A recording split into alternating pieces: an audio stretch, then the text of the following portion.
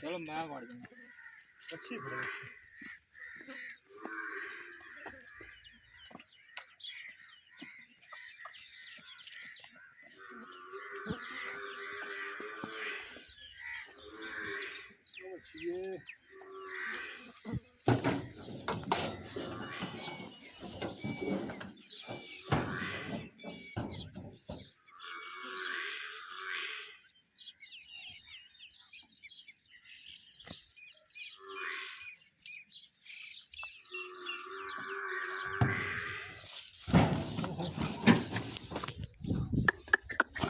दो जानवर सेल किए अज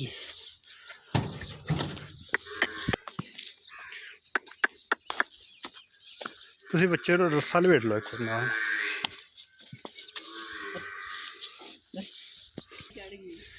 दो जानवर सेल किए माई तो गांव मझ भी सूई गांव भी सूई ये साढ़े यूट्यूब के गाहक नहीं वैसे गाहक जिन्होंने आके मझां लियां एक माई तो गां ली इंशाल्लाह अगे भी लोग दोस्त लेंदे रहिंदे ते मजीद भी लेंदे रहणगे।